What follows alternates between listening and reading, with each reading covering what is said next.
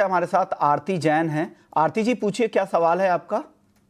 Hi sir, good morning. Good morning sir, ma'am. मेरे पास BHEL के shares है। हाँ हाँ। 789 शेयर्स है at the price of 291।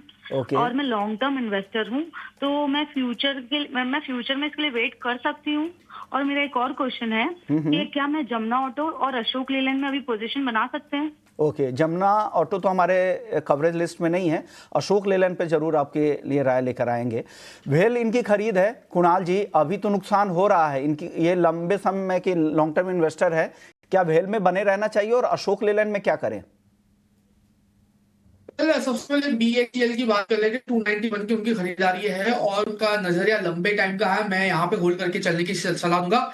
And मैं कहूंगा अगर स्टॉक में फर्दर गिरावट आती है up to the level of 200, तो बेल में वहां पे एवरेज करके चलने की सलाह रहेगी ना। वो हमारे जितने भी व्यूअर्स है, अगर वो लंबे टाइम की बात कर रहे हैं, तो मैं उनको एक सलाह देता हूं कि अगर आप लॉन्ग टर्म के बारे में सोचो तो प्लीज जब भी मौका मिले लोअर लेवल का, तो प्लीज वहां पे एवरेज करके जरूर चले, क्योंकि एवरेज जो आप कर रहे हो वो आपके लिए आने वाले दिनों में ब्रह्मास्त्र हो सकता है, आपकी एवरेज प्राइस को लेके, आपके लॉन्ग टर्म निवेश को लेके।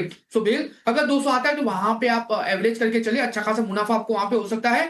और सामने अगर मैं अशोक लेलैंड की बात करूं, तो जिस हिसाब से ये स्टॉक ट्रेड हो रहा है, मुझे लग रहा है कि आने वाले दिनों में एक अच्छी खासी मोमेंटम ये स्टॉक में आपको देखने को मिल सकती है। गवर्नमेंट ऑलरेडी GST के ऊपर काम कर रही है, दिवाली तक वो आ जाएगा, उसके बाद एक अच्छी खासी रैली हमें ये स्टॉक में देखने को मिल सकती है।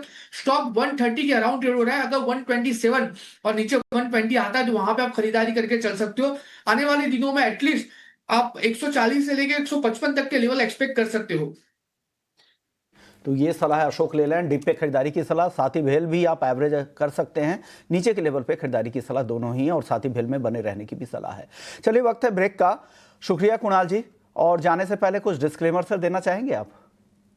वेल डेफिनेटली डिस्क्लेमर तो जरूर से होना चाहिए। जितने भी स्टॉक की हमने बात की है, वो कोई भी स्टॉक में हमारा पर्सनल पोजीशन नहीं है, क्लाइंट वाइज पोजीशन हो सकता है। एंड जितने भी व्यूअर्स से हमने बात की है, सबको यही सलाह है, अगर आपका लॉन्ग टर्म का नजरिया है तो जब भी मौका मिलता है लोअर लेवल का प्लीज एवरेज करके जरूर से चलिए, and please focus on generational wealth. Okay, thank you so much sir, आपने वक्त दिया हमारे दर्शकों के लिए और अपनी रिसर्च के जरिए उनको मदद दी।